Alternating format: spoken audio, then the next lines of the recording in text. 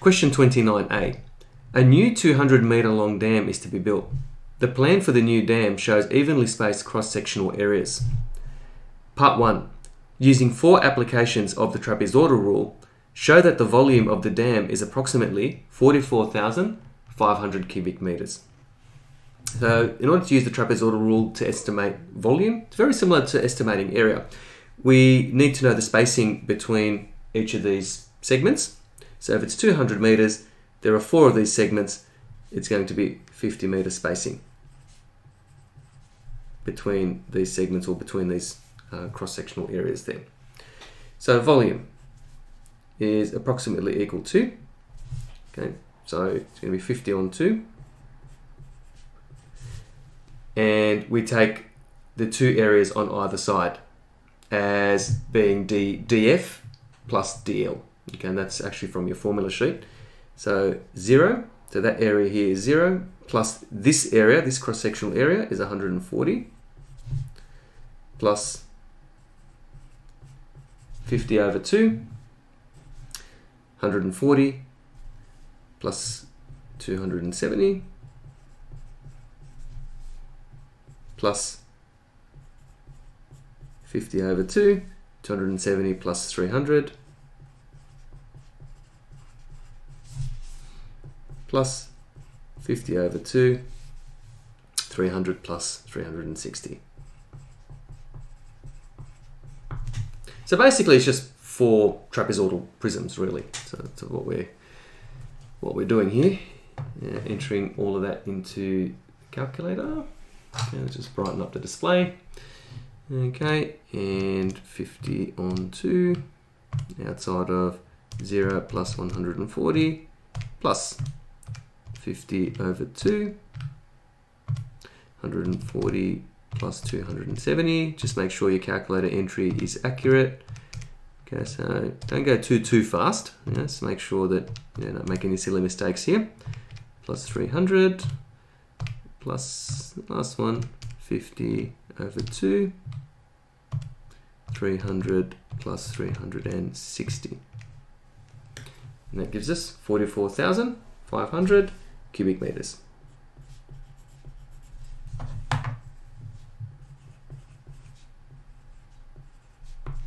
As required. Okay. Because we've been asked to show that this volume is approximately 44,500. So look at part 2. It is known that the catchment area for this dam is 2 square kilometres. Calculate how much rainfall is needed to the nearest millimetre to fill the dam. So we know how much water can fit in the dam, the capacity of the dam, 44,500 cubic metres. So when we talk about the catchment area now for this dam, think of it as basically the base of a rectangular prism. So I might just quickly sketch it here just for you to see what I'm about to do. Okay, just to visualize this quickly. Okay, and the base is 2 square kilometers. So what we need to find is we need to find the height of this prism so that the volume of this prism should equal 44,500 cubic meters.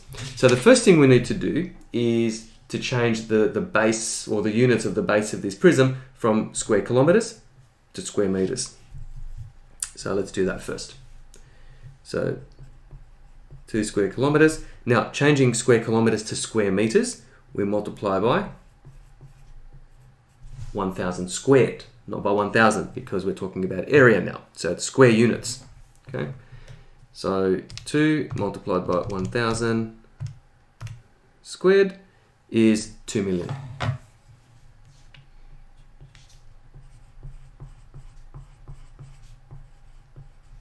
Square meters.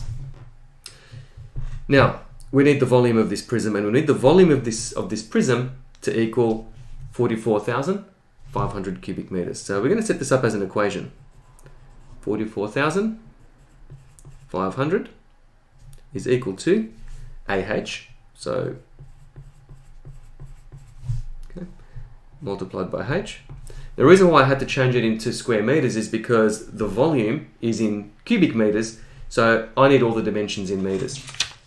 Of course, we want the final answer to be in millimeters, but we'll save that till the end. Let's now solve for H. So H is equal to 44,500 divided by 2 million. Okay. So 44,500 divided by 2 million. Okay, and we get 0.02225.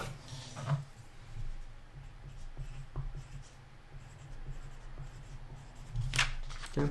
And that's in meters. So that's the height of this prism. So the height of this prism there is 0.02225 meters. But we need that in millimeters. So let's convert that to millimeters. Okay, we've got a large unit of measure. There's 1,000 millimeters in a meter. Let's multiply that by 1,000. And a quick shortcut is to move the decimal point 3 places to the right hand side. 1, 2, 3. So that's equal to 22.25 millimeters. And it says to the nearest millimeter question. So that's going to be equal to 22 millimeters. Correct to the nearest millimeter. So we need 22 millimeters of rain over this catchment area to fill the dam to this capacity.